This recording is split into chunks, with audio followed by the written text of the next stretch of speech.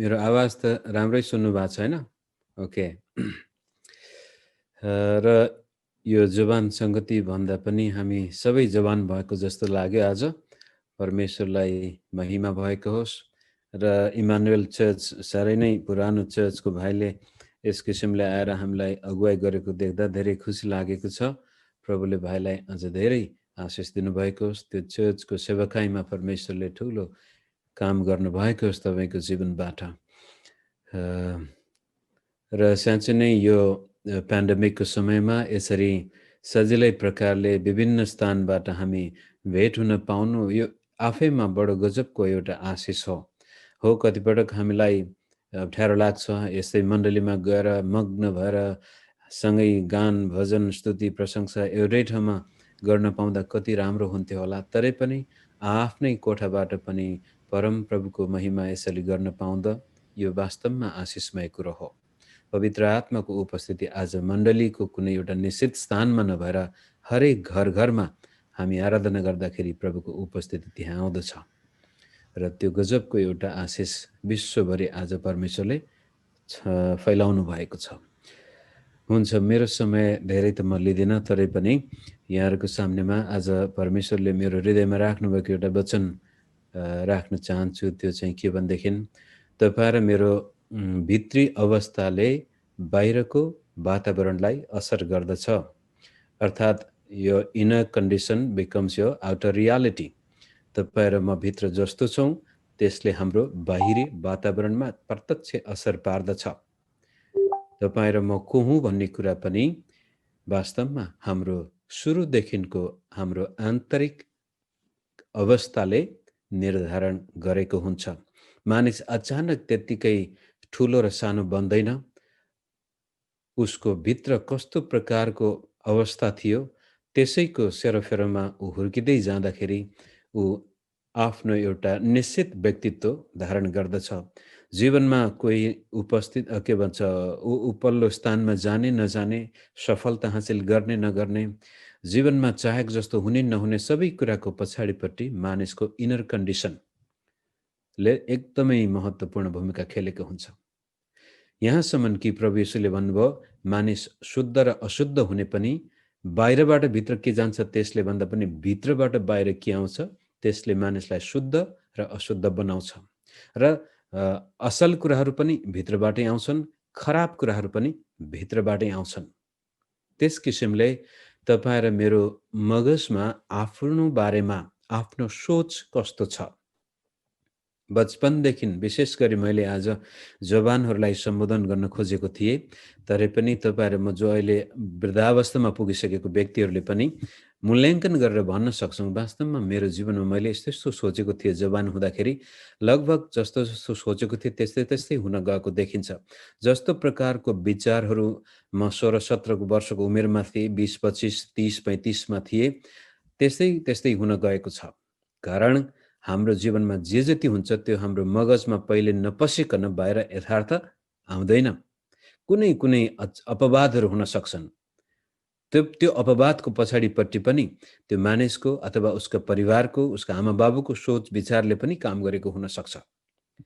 त मुख्य आज मैले भन्न खोजेको कुरो के भनेदेखि हाम्रो भित्री अवस्थाले बाहिरी यथार्थको रूप धारण गर्दछ।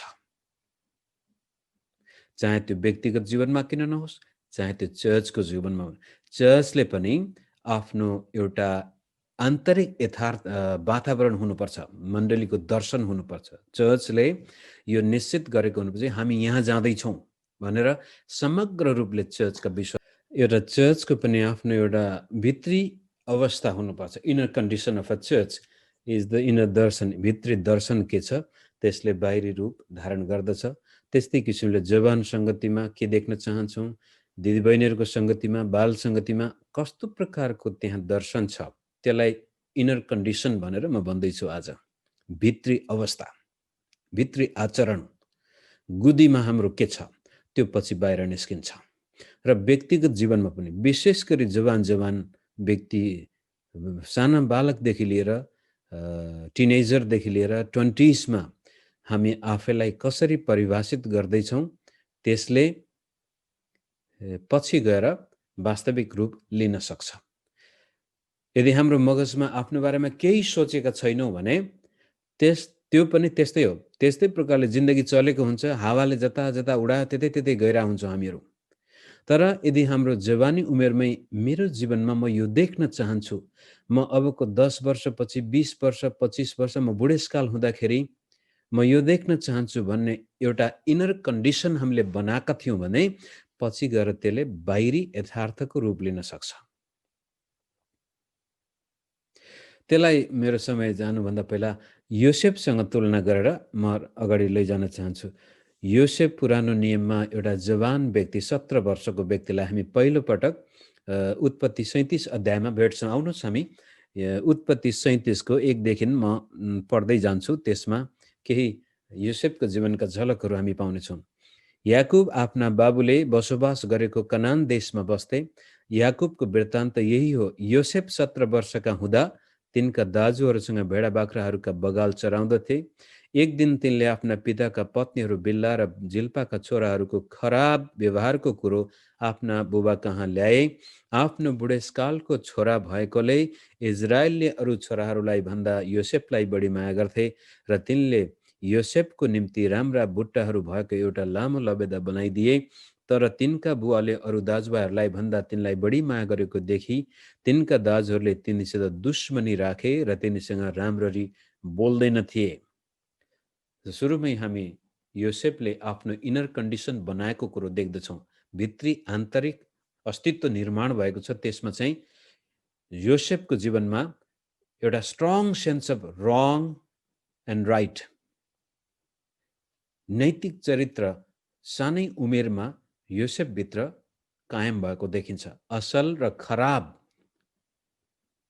छुट्याउन सक्ने एउटा मजबुत इनर कन्डिसन जोसेफको बचपनमै हामी भएको देख्दछौँ। आफ्ना दाजुहरूले गरेको नराम्रो कुरो पछि गएर त्यत्तिकै लुकेर उनीहरूकै लहलहैमा लाग्नुको सट्टामा ती दाजुहरूको चरित्र राम्रो छैन भन्ने कुरा हामी पछि पनि स्पष्ट देख्दछौँ। यिनीहरूको बुढेसकालमा पनि यिनीहरूको होस खुलेको छैन। तर योसेफ यस्तो व्यक्ति छ जसको strong sense of right and रङ सानै उमेरदेखि नै भित्रबाटै, अनि त्यो राइट एन्ड रङको कारण उसले आफ्ना दाजुहरूबाट पनि सानै उमेरबाट दुःख पाउँदैछ। त्यो एउटा कुरो छ। सही र गलत छुट्याउनै पर्ने हुन्छ। विशेष गरी जवान उमेरमा स्त्री पुरुष जबले केटा र केटीले यो गलत हो भन्ने कुरो जब लाग्दछ, गलत कुरो थाहा पाइसकेपछि त्यसमा जीवन बिताउनुको सट्टामा त्यसबाट सही मार्गतिर जाने निर्णय लिनको निम्ति हाम्रो भित्री मनुष्यत्व बलियो भएको हुनुपर्छ, जो योसेफको जीवनमा देख्छौँ। 5 पदबाट हेरौँ। एकपल्ट योसेफले एउटा सपना देखे। तिनले त्यो सपना आफ्ना दाजुहरूलाई भनेपछि तिनीहरू उनीसँग झन् बढी दुश्मनी राख्न लागे। तिनले उनीहरूलाई भने, मैले देखेको सपना सुन्नुहोस्। हामीहरू खेतमा अन्नका बिटा बाँधिरहेका थियौँ। मेरो बिटा चाहिँ ठाडो भयो र तपाईँहरूका बिटाहरू त्यसका चारैतिर जम्मा भएर मेरो बिटालाई दण्डवत गरे। तिनका दाजुहरूले तिनलाई भने, के त हामीमाथि राज्य गर्ने भइस? के तेरो प्रभुत्व हामीमाथि हुने भयो? अनि तिनको सपना र तिनका कुराहरूको कारणले उनीहरूले तिनीसँग झन् दुश्मनी राखे। तब तिनले अर्को सपना देखेर तिनका दाजुहरूलाई यसो भनेर बताए, सुन्नुहोस्, मैले अर्को सपना देखेँ। सूर्य, चन्द्र र 11वटा ताराले मलाई दण्डवत गरिरहेका थिए। जब तिनले आफ्ना बाबु र दाजुहरूलाई यो सपना बताए, तब तिनका बुवाले तिनलाई हप्काएर भने, तैँले देखेको यो सपना के हो? के साँच्ची नै म र तेरी आमा र तेरा दाजुहरू आएर भुइँसम्मै झुकेर तँलाई ढोग्नु पर्ने? तब तिनका दाजुहरूले तिनलाई डाहा गर्न लागे। तर तिनका बाबुले चाहिँ यी कुरा मनैमा राखे। योसेफमा एउटा सेन्स अफ राइट एन्ड रङ मात्रै नभएर उसमा एक किसिमको इनोसेन्स पनि हामी देख्दछौँ। कारण उसले आफ्नो सपनालाई ती दुश्मन दाजुहरूको सामनेमा खुलस्त बताइदिन्छ। या त उसलाई यो सपनाको खासै माने राखेको थिएन, तर यसो हेर्दाखेरि त होइन, त्यो सपनाको अर्थ उसले बुझेकै देखिन्छ। उसका दुष्ट दाजुहरूले त बुझ्यो भने उसले पनि बुझेको थियो। तर पनि एक किसिमको इनोसेन्स, गाइललेस भनेर नथानिएललाई प्रभु यीशुले भन्छ, हेर एउटा निर्दोष इजरायली जसमा कुनै दोष छैन। सेन्स अफ राइट एन्ड रङ, सही र गलत सानै उमेरबाट छुट्याउने उसमा भित्री मनोवृत्ति थियो भने अर्को कुरो उसभित्र एउटा निर्दोषपना देखिन्छ र त्यो निर्दोष मगजभित्र सपना पनि छ। त्यो सपनाले सानै उमेरमा योसेफको इनर कन्डिसनलाई बनाइरहेछ। भित्री मनुष्यत्व फर्म भयो उसको मगजमा। उसलाई ओहो, एक दिन परमेश्वरले मेरो जीवनमा यत्रो ठुलो काम गर्ने रहेछन्, साँच्चै म त्यहाँ पुग्ने नै भयो क्या, मलाई परमेश्वरले यसरी उचाल्नु हुनेछ भनेर उसभित्र एउटा आफ्नो जीवनको दर्शन पैदा हुन्छ। त यहाँनिर म के भन्दैछु भने जवान उमेरमा छोराछोरीहरूले जुन प्रकारको दर्शन आफ्नो भविष्यको लागि देख्छन् पछि गएर त्यो पुरा हुन सक्छ। खराब दर्शन देखाएको छ भने खराबै हुनेछ। चोरी डकैती हत्या हिंसामा मन लागेको छ भने त्यस्तै व्यक्ति त्यो अपराधी भएर निस्कनेछ।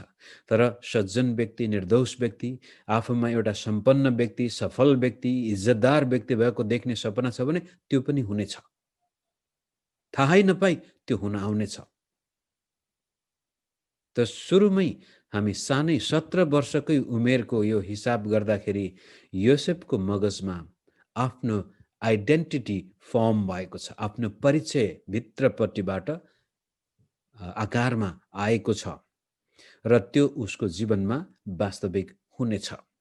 र यो योसेफलाई मात्रै, योसेफको लागि मात्र होइन, बाइबलमा जति पनि कुराहरू उल्लेख गरिएका छन् त्यो तपाईँ र मेरो जीवनमा लागू हुनको लागि, त्यसै कारण त्यसलाई हामी परमेश्वरको वचन भन्छौँ कि त्यसबाट हाम्रो जीवनमा पनि परमेश्वरले यो कुरो देखाउँदै हुनुहुन्छ। अब योसेफको सामनेमा त बाइबल थिएन त्यो बेलामा, बुवाले जसरी परमेश्वरको बारेमा सिकायो त्यति नै थियो उसको हातमा।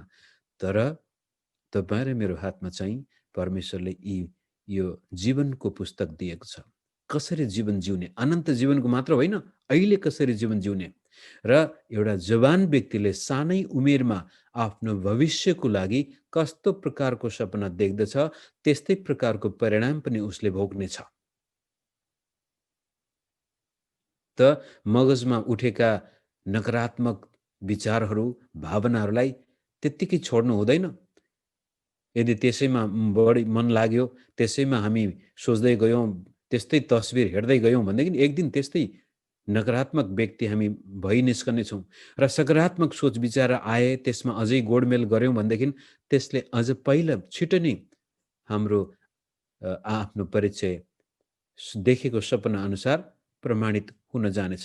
त्यसपछि योसेफको जीवनमा भएको जुन प्रकारको सानै उमेरमा देखिएको आइडेन्टिटी थियो त्यसलाई प्रमाणित गर्नुपर्ने थियो।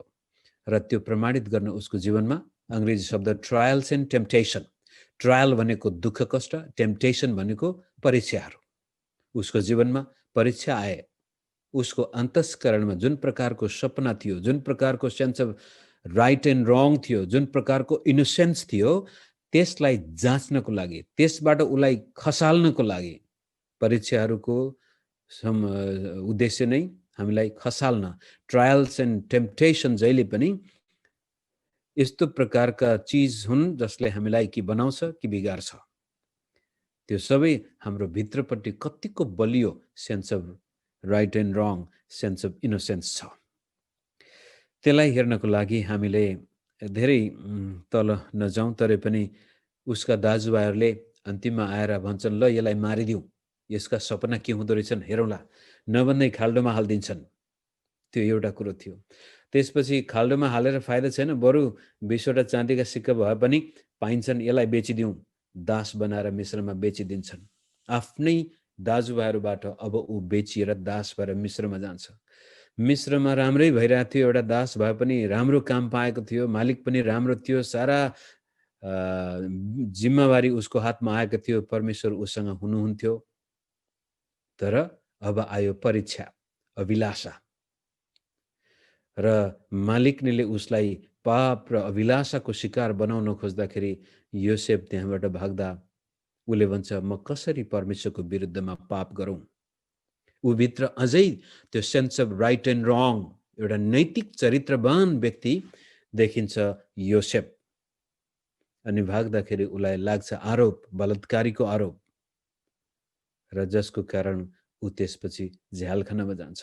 झ्यालखानामा गइसक्दा पनि जोसेफमा हेर्नुहोस्, विचार गर्नुहोस्, उसभित्र यो इनोसेन्स के भन्छ, निर्दोषपना छ। आफ्नो हृदयलाई उसले अझै पनि माटोले हिलोले छ्यापिन दिएको छैन। चाहे दुःख कष्ट आओस्, चाहे दुश्मनी होस्, चाहे मान्छेले मार्नै खोजोस्, किनभने उसको भित्रपट्टि एउटा आफ्नो इनर कन्डिसन छ, त्यो चाहिँ एक दिन मेरो सपना साकार हुनेछ, म एक दिन यस्तो व्यक्ति बन्नेछु, त्यो सपनाले उसलाई छोडेको देखिँदैन। परिस्थितिहरू एकदमै नाजुक छन् अनि झ्यालखानामा पर्दाखेरि सबैले बिर्सिसक्यो। अब धेरै वर्ष भइसक्यो। बाउले त छोरा मर्यो भनेर बिलाउन मात्रै गरिरहेछ भने दाजुभाइहरूले पनि अब यो कता सिद्धियो, दास भएपछि धेरै बाँच्दै बाँच्दैन मान्छे भनेर उनीहरू पनि ढुक्क भए। अब सिद्धियो, जोसेफ कहिले फर्केर आउँदैन। पतिफरले पनि बिर्स्यो। त्यसपछि झ्यालखानामा आएका साथीहरूले पनि बिर्से। त्यहाँ दुईजना कैदीहरू निकै उच्च ओहदाका कैदीहरू आउँदाखेरि तिनीहरूको सपना उल्था गरेपछि एउटालाई पुनःस्थापना गरिनेछ, एउटालाई मृत्युदण्ड दिइनेछ भन्ने कुरा भनिसकेपछि जसलाई पुनःस्थापना गरिने थियो त्यसलाई योसेफले निवेदन गर्छ। यसरी भन्छ, 40 को 12 देखि 15 पढौँ। योसेफको हृदय हेर्नुहोस्। एउटा निर्दोष व्यक्ति। योसेफले उनलाई भने, यसको अर्थ यही हो, 3 हाँगाहरू भनेको 3 दिन हो। 3 दिनभित्रै फारोले तपाईँको शिर ठाडो पारिदिनुहुनेछ र फेरि तपाईँको आफ्नो काम दिनुहुनेछ र तपाईँ अघि उहाँका मुख्य पियाउने हुनुहुँदा जस्तै फेरि फारोको कचौरा उहाँको बाहुलीमा टक्राउनुहुनेछ।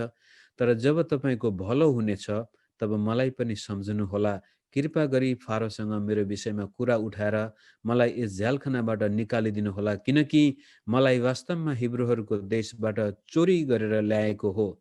यो चोरी गरेर भन्नाले जबरजस्ती ल्याएको हो। यो नेपालीमा किन चोरी भनेछ यो थाहा भएन। I was taken by force, जबरजस्ती मलाई यहाँ ल्याइएको थियो र यहाँ पनि झ्यालखानामा पर्ने काम मैले केही गरेको थिएन। सपनाको अर्थ असल भएको देखेर मुख्य पकाउनेले पनि त्यो गर्दै गर्छ र त्यसपछि अन्तिम पद 23 पद, तापनि मुख्य पियाउनेले योसेफलाई सम्झेन। जब फारोले उसलाई पुनर्स्थापना गर्छ बिर्सिदियो र तिनलाई बिर्सिहाले। सबैबाट बिर्सिएको छ योसेफ। बेचिएको, मारिएको, दोष लगाइएको, यातना दिइएको र अन्तिममा बिर्सिएको। योसेफको अस्तित्व छैन। तर योसेफले आफ्नो हृदयमा यी विभिन्न प्रकारका दुःख कष्ट तितापनलाई कहिल्यै ठाउँ दिएन आफ्नो हृदयमा। त तपाईँ र मेरो सपना छ, दर्शन छ, तर त्यो सपना र दर्शनलाई जीवनमा यथार्थ हुने नहुने कुरा हाम्रो जीवनमा अरू के कुराहरू, हाम्रो हृदयमा अरू के कुराहरू आउन दिया छौँ। रिस, राग, तितोपना, आत्मग्लानी, दोषी भावना, यदि यी कुराहरूलाई फेरि भित्रमा हामीले राख्न दियौँ, तिनीहरूलाई ठाउँ दियौँ भनेदेखि तिनीहरूले हाम्रो सपनालाई एकदमै क्राउडेड बनाइदिन्छ। हुनसक्छ कहिलेकाहीँ सपना निस्केर पनि जान सक्छ। त्यसपछि सपना देख्नै बिर्सिन्छौँ हामीहरू। तर योसेफले आफ्नो हृदय कहिल्यै पनि दूषित हुन दिएको देखिँदैन। उनको इनर कन्डिसन जहिले पनि जस्तो 16-17 वर्षको उमेरमा थियो, अहिले आएर 20, 25, 30 वर्षको उमेरसम्म पनि त्यस्तै देख्दैछौँ हामीहरू। अहिले झ्यालखानामा परेको पनि झन्नै थुप्रै कति वर्ष, 12-13 वर्षै भएको हुनुपर्छ। तर योसेफको भित्रपट्टि यस्तो आचरण छ, यस्तो संसार छ जहाँ निर्दोषपना छ र आफ्ना दाजुभाइप्रति पनि ऊ दुश्मन बनेको छैन।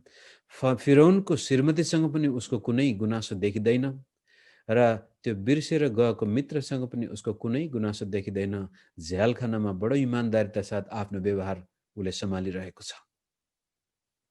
त जवान व्यक्तिको जीवनमा सपना हुन्छन्, तर कतिपटक जीवनमा धोका खाइन्छ, रिस उठ्छ, झगडा हुन्छ, गल्ती गरी पठाउँछौँ, भुल गर्छौँ, दोषी भावना आउँछ, त्यसपछि रिस राग हुन्छ, दुश्मनी हुन्छ, क्षमा दिन सक्दैनौँ, तितोपनाले भरिन्छौँ, जसको फलस्वरूप हाम्रो जीवनमा सपनाले ठाउँ नै पाउँदैन, सपना निसासिन्छ।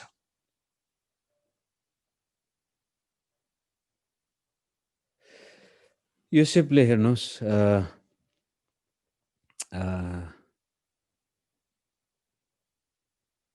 12 वर्ष भयो। ऊ 17, 16, 17, 18लाई 18 वर्ष होला वर्षमा ऊ बेचिएको थियो भने पनि 30 वर्ष पुगेपछि बल्ल उसलाई आफ्नो सपनाको परिपूर्ति भएको हामी देख्दछौँ। 41 अध्यायको 39 र 40 पद हेरौँ। 30 वर्षपछि यस्तो घटना उनको जीवनमा हुँदैछ। जे सोच्छौँ त्यस्तै बन्छौँ भन्ने बाइबलीय सिद्धान्त धेरै पटक हामीले हल्का रूपले लिन्छौँ। तब फारोले योसेफलाई भने, जब फिरौनको सपनाको अर्थ खोल्ने कुनै व्यक्ति नभएको बेलामा त्यही त्यो झ्यालखानामा भएको मित्रले चाहिँ, ओहो मलाई पनि एउटा मित्रले यसरी सहायता गरेको थियो सरकार, त्यो व्यक्तिले चाहिँ तपाईँको सपना बताइदिन्छ भनेर उसैको सिफारिसमा फिरौनले योसेफलाई निकालेपछि सपनाको अर्थ देखाइन्छ। तब फारोले योसेफलाई भने, परमेश्वरले तिमीलाई सबै कुरा देखाइदिनु भएको छ र तिमी जस्तो चतुर र बुद्धिमान मानिसहरू छैन। यसकारण मेरो महलको अख्तियार चलाउने तिमी नै भयो र तिम्रै आज्ञा अनुसार मेरा समस्त प्रजा चल्नेछ। केवल सिंहासनको सम्बन्धमा मात्र म तिमीभन्दा माथि हुनेछु। त्यो सपना पुरा भयो 12 वर्ष 13 वर्षपछि। तर त्यो सपनालाई 13 वर्षकै उमेरमा, कति छिटै भने पनि हुन्छ वास्तवमा, कति चाँडै उसको जीवनमा त्यो सपना साकार हुन गयो। त्यस्तो दुःख कष्टको बाटो भएर जाँदा पनि योसेफले आफ्नो इनर कन्डिसनलाई दूषित हुन दिएन। धेरै व्यक्तिहरूका, धेरै मानिसका सपना हुन्छन्, सबै कुरा ठिक हुँदाखेरि उनीहरूले ठुल्ठुलो सपना देख्छन्, तर जीवनमा जब यस्ता दुःख कष्ट परीक्षाहरू आउँछन्, हामी सजिलै भित्र दूषित बनाइदिन्छौँ। योसेफले मिस्रमा दोस्रो स्थान, सबैभन्दा शक्तिशाली व्यक्ति, फिरौनले भन्छ सिंहासनमा मात्र म बस्छु, बाँकी सबै तिम्रो हुकुम चल्नेछ। त्यसपछि वास्तवमा दुःख कष्टमा त ल ठिक छ, योसेफ निर्दोष देखिन्छ, तर अब ऊ शक्तिशाली हुँदा पनि योसेफको इनर कन्डिसन चाहिँ निर्दोष देखिन्छ, इनोसेन्ट देखिन्छ। नभन्दै दाजुहरू त्यहाँ अन्नपात किन्न आउँछन्, तपाईँहरूलाई थाहा छ सबै घटनाहरू। जब आफ्ना दाजुहरूलाई देख्छ, एकचोटि दुईचोटि देख्दाखेरि योसेफको भित्र मुटु भक्कानो फुटेर रुन खोज्छ, तरै पनि ऊ अझै पनि विचार गर्दछ, यी गोठेङ्ग्रेहरू, यिनीहरूको दिमागमा कतै परिवर्तन भयो कि यिनीहरूले पश्चाताप गरे कि भनेर जाँच्नको लागि केही समय उसले तिनीहरूसँग केही समय बिताउँछ, तरै पनि अन्तिममा नलागेपछि ऊ डाको छोडेर रुन्छ। त्यो रुवाहट चाहिँ किसिमको आत्मग्लानी, रिस अनि बदलाको भावना र मेरो जीवनमा तिमीहरूले यस्तो नराम्रो गर्यौ भन्नुको सट्टा पनि त्यो रुवाहट चाहिँ, परमेश्वर तपाईँ कति महान हुनुहुन्छ, तपाईँले मेरा सपना पुरा गर्नुभयो, तपाईँ गजबको परमेश्वर हुनुहुन्छ भनेर त्यो सकारात्मक डाको छोडेर रोएको हो। त्यो वेदना, रिस, रागको डाको होइन, निर्दोष रुवाई हो। त्यो भलाइ देखेर जब मान्छे रुन्छ, खुसीको समाचार सुन्दाखेरि जब मान्छे रुन्छन्, त्यस्तो किसिमको रुवाई हो योसेफको। धेरै पटक ऊ रुन्छ, निर्दोषपना।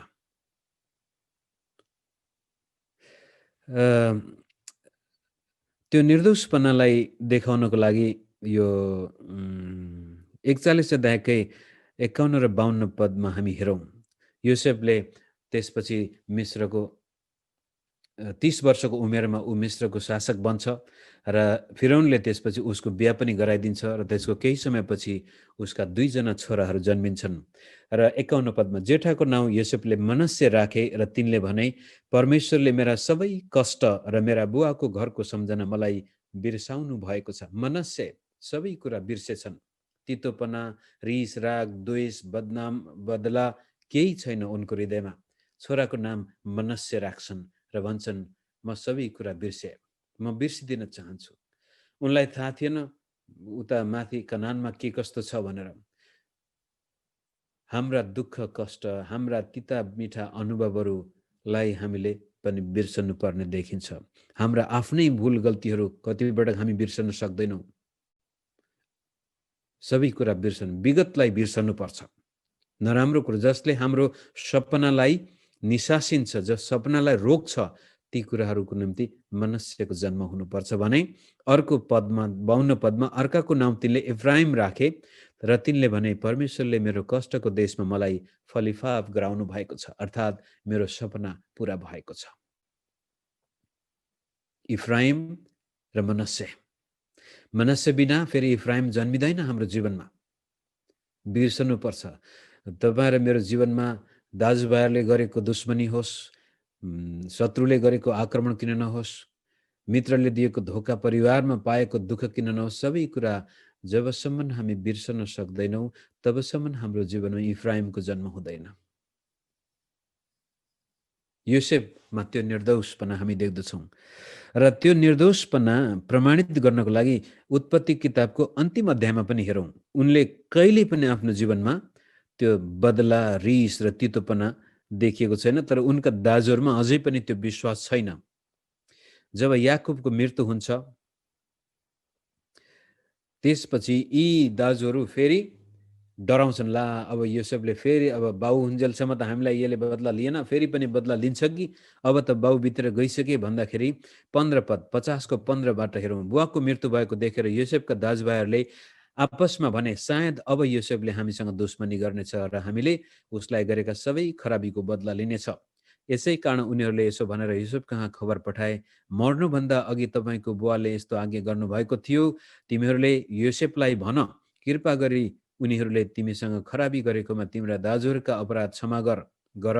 अब बिन्ती छ, कृपा गरी तपाईँका बुवाका परमेश्वरका दासहरूका अपराध क्षमा गर्नुहोस्। उनीहरूको यस्तो कुरा सुनेपछि योसेफ रोए। अब फेरि हेर्नुहोस् यो निर्दोषपना, यो रुनुको मतलब आफ्नो दाजुको हृदय फेरि पनि त्यस्तै प्रकारको दूषित हृदय देखिन्छ यहाँनिर।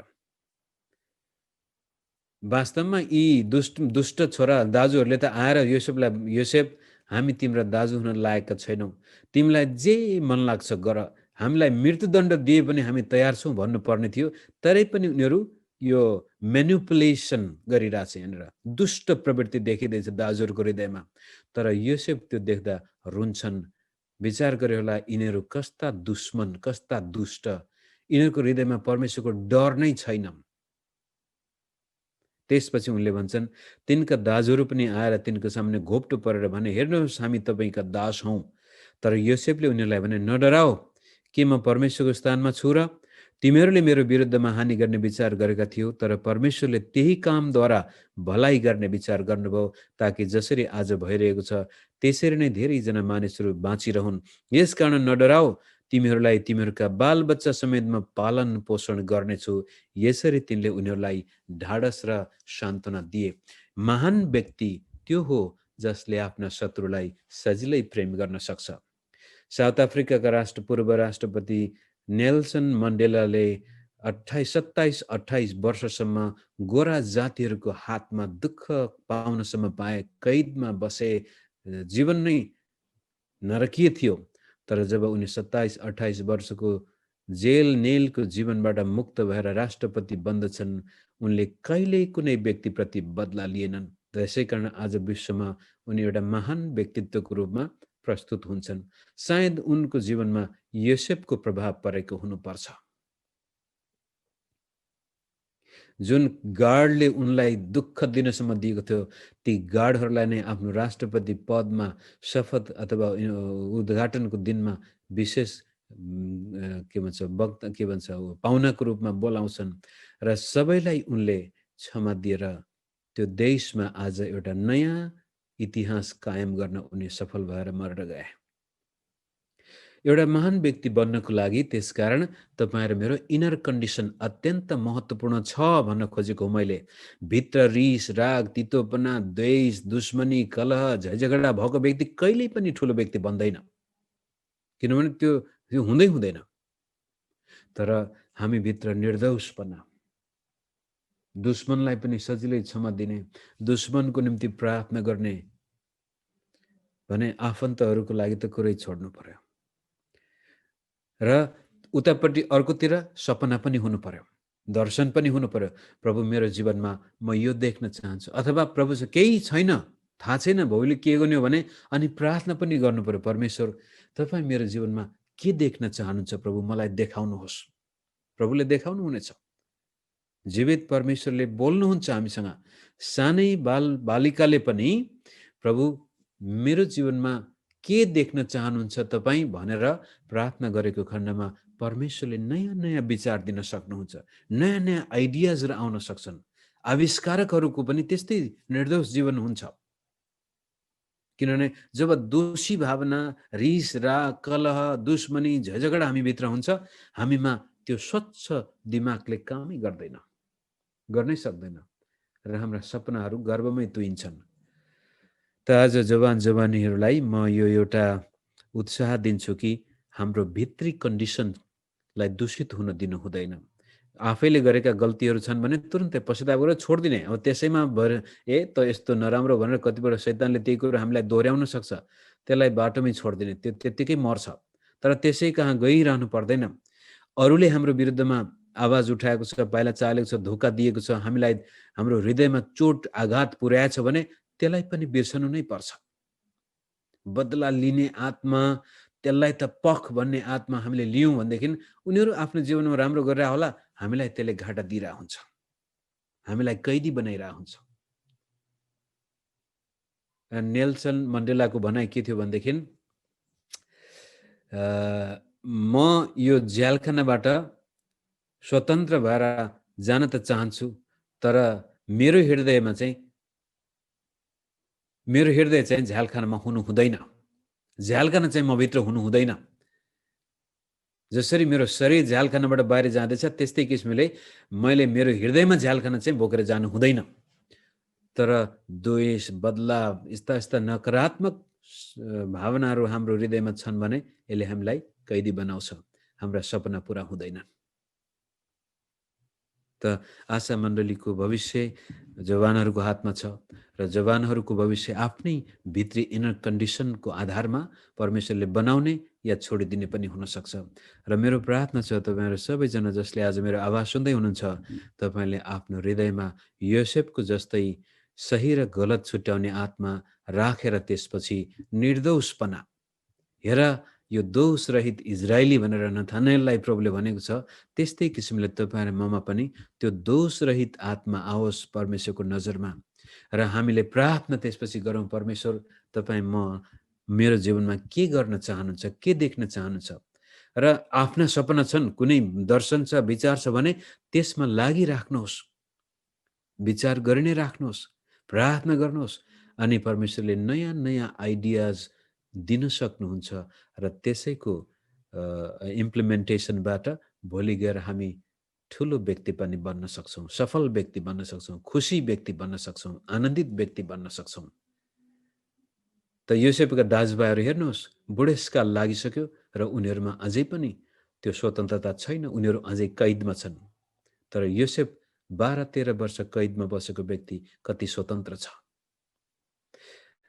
हुन्छ भाइ, म मेरो वचन यही राख्छु। जय मसीह।